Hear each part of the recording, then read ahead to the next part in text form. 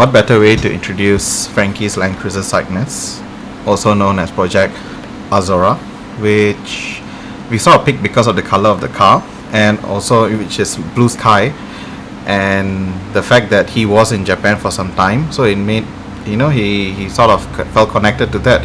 But for me, it just means sky is the limit, and it's something that we got a lot to do with it. Now, the funny part, or I wouldn't say funny part, but to me it is, I've never met Frankie.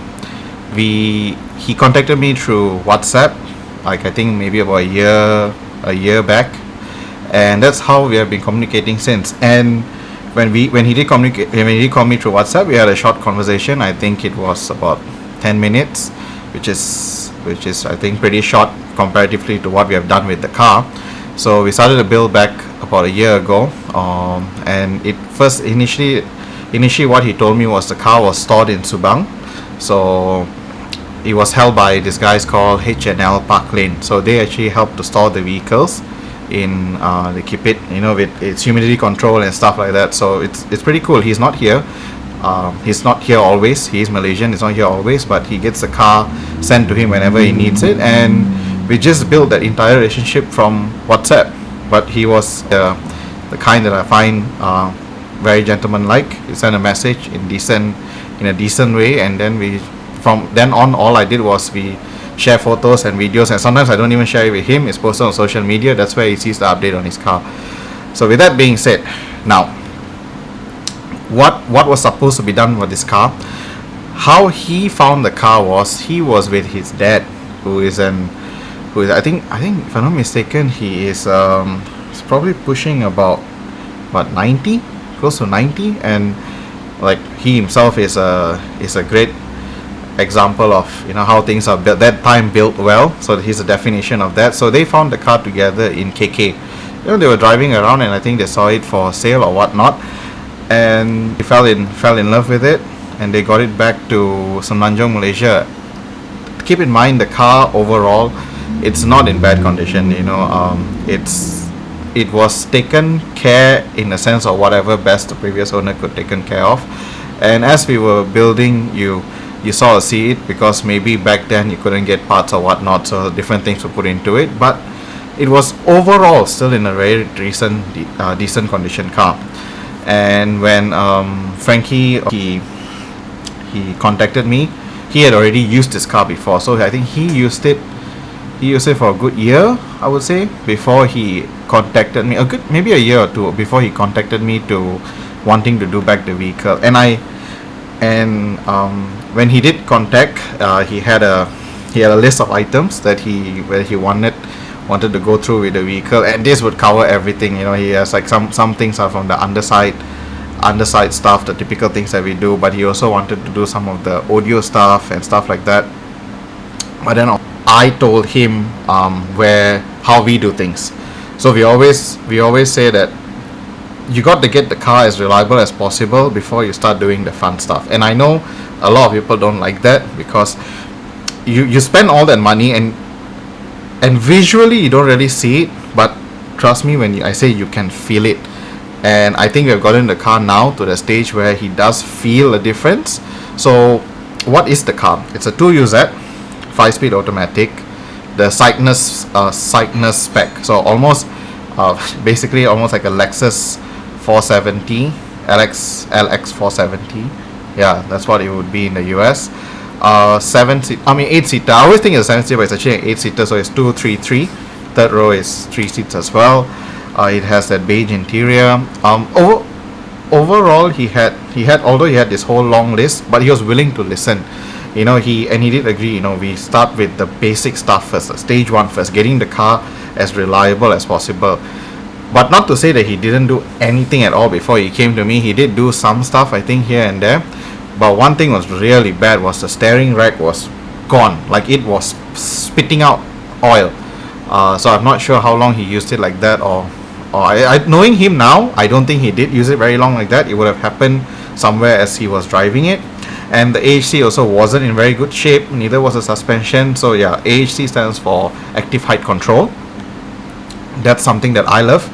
I try to not take it, get rid of it. A lot of people will try to say they would convert it to regular suspension or whatnot, but I'm actually a big fan of AHC. Until today, every single part of the AHC you can be gotten new, so I feel it's a good system to keep in the car. And just before he wanted to do car insulation, like, I mean, there was it's a big list, you know, it was lockers and all involved, but I just told him, you know, let's dial it back down, let's just start with the core. And that was our typical thing where we just go through the entire underside. Now things will be a bit different because initially we wanted to get rid of the major known stuff. See, it was my first time not meeting a person that I'm going to do the car with. So a lot of my customers or friends, they do work overseas, but at least I get to meet them at least once, you know, before they drop the car off in me, and then I don't see them for a long time. But I completely have not met this guy, and I have no idea what to expect. But the thing is, he's pretty chilled out, and it was easy for me to talk to him, to explain to him. And so I told, you know, I laid down all the things, and we went through with that. So we did all the steering stuff, we did all the bushes, everything was changed to Super Pro, you know, everything that we could get original for the car, and was original. And then he did tell his plans, you know, looking when he saw, I think he had it in a long time as well. He had it at the back of his mind. He wants to supercharge it, and I can tell you today. So we have the supercharger in. It's with me, but we have not put it on the car. But he's putting on a full exhaust system as well from Bullet, so with headers and everything. So comparatively to Chris' car, which is the Project Coyote, this is a lot, I wouldn't say easier, but straightforward, because every part that we are putting on belongs to the car. So all the kits that we get is a 100 series and it belongs to 100 series, whereas for Chris it's a 60 series with a 100 series to use that powertrain in it. So that's a whole different thing to think about. But the one major big difference that made with Frankie's car was when the brakes. So it was not regarding the rotors or the rotors, we did go DBA. It's not the rotors or the pads, it was the pump itself. So the 100 series uses electric pump, and the ABS unit and everything is all built into one thing. And normally when that fails, it's very, very hard to stop the car. Even if it's full foot down, it's very hard to stop the car. He didn't have that kind of failure, but it was very hard, you know, and we always looked at it, and it was something that had already been mucked around with. It was a second-hand unit and stuff like that. Didn't really quite fit well. And true enough, when we did take it out, because he was willing to replace it with a brand new original unit from Toyota, when we did take it out and we saw it's actually not even the similar size. So the 100 series one is so much bigger than whatever that was put into the vehicle, and that to me made the car. AHC side of things, we had done the absorbers, the accumulators, the AHC pump itself is replaced new. And keep in mind, his pump was not to the fact where it was holding pressure and all that, but just a bit slow, and now it's a new pump. So everything is done in that terms of things. So now where's the fun part that begins? So we got the exhaust in, we did do a dyno on it just to get a base run. Lockers have been ordered in, they haven't arrived, so it's going to be ARB lockers front and rear.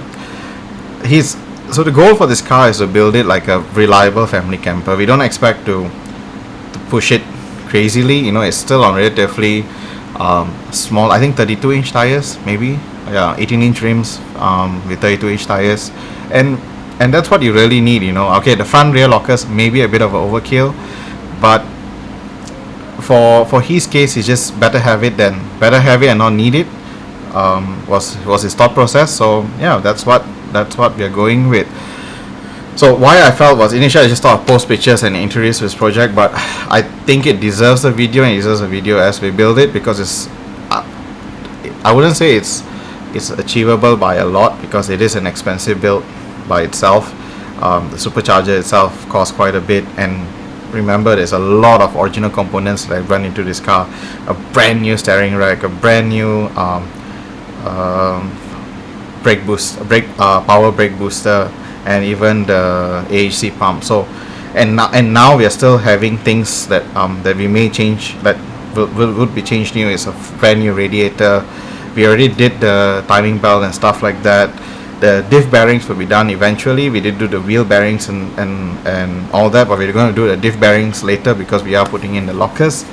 So there's quite a lot to build on the car, even though it's a 2004, so you're still like 22 years old.